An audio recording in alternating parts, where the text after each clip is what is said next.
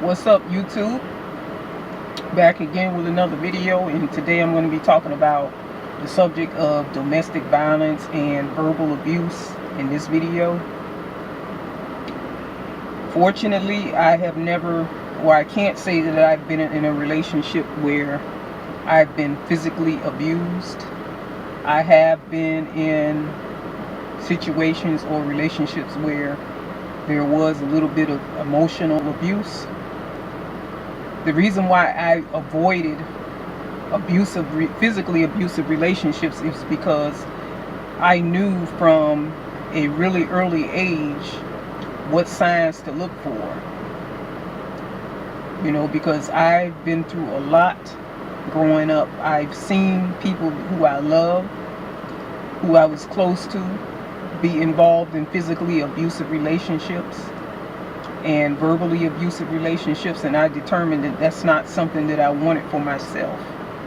So the moment that I meet someone, I start to look for patterns and signs, language patterns and signs that the person may be prone to physical violence or verbal abuse. And what I found is that I think that most times physically abusive relationships start off with verbal abuse, and then it slowly progresses or escalates into physical violence. So I can remember back when I was about 17 years old, I would meet a lot of different guys while I was taking public transportation. And there was this one particular guy that I had really decent conversations with, and he took a romantic interest in me. I wasn't interested in him. There was this one time we were having a conversation, and he had this scar going across on his forehead, and I asked him, "How did you get that scar?" So he told me, he was really honest and direct, and he told me that he got that scar because a woman hit him. And he told me plain that he beat her ass. So after that, I knew to distance myself from him, because any man that will put his hands on a woman is a punk in my book. I don't think that anyone should be putting their hands on another person unless you're defending yourself. I don't think a woman should put her hands on a man, and I don't think a man should be putting his hands on a woman. Keep your hands to yourself. After that, I distanced myself from him, and from that time forward, whenever I would see him on the bus, I would just ignore him, because I didn't want to get myself caught up in a situation where I was friends or even associates with a person who's prone to violence. There was this other time where I was dating this guy that I was introduced to through some friends and family. And I'll probably do another video about this guy, because he was a piece of work, let me tell you. He had a lot of emotional baggage, but I'll save all of that for another video. The point I'm going to get to in this video is that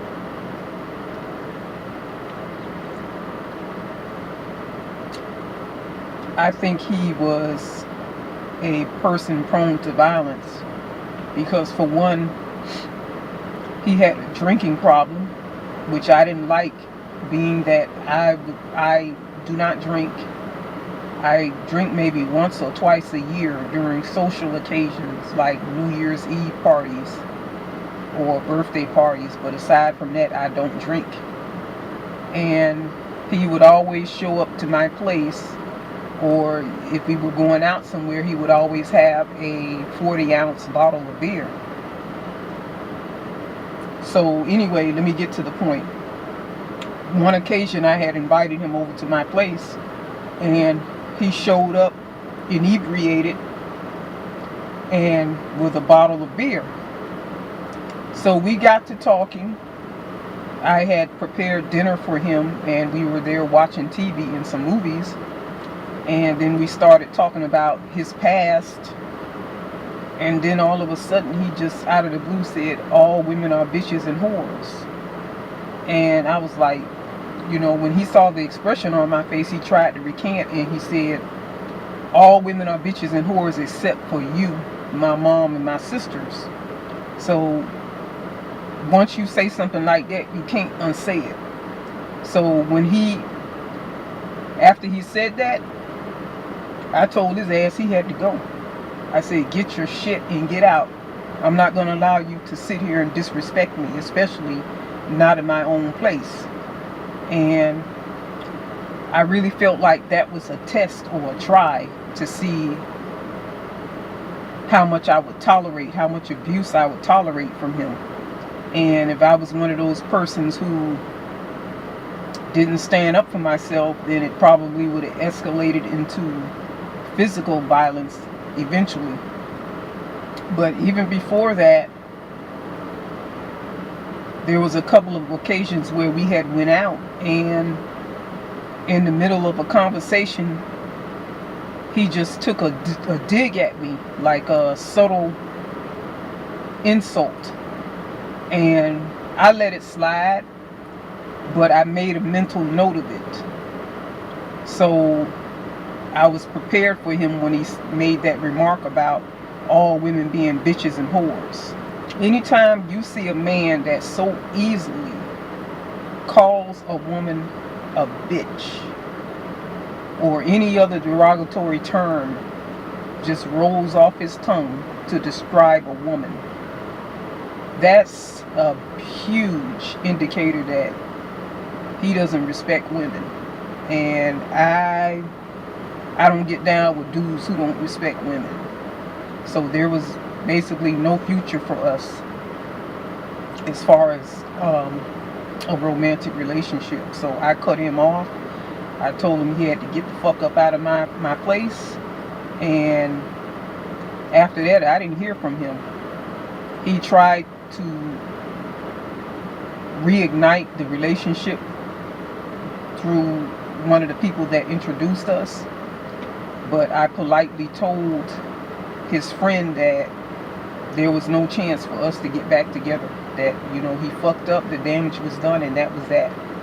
But long story short, the first time a person shows you that they have the potential to be verbally abusive, you got to nip that in the bud and, cut them off, because it's only going to get worse. It's not going to get better without professional help. What you have to do is pay attention to the language patterns.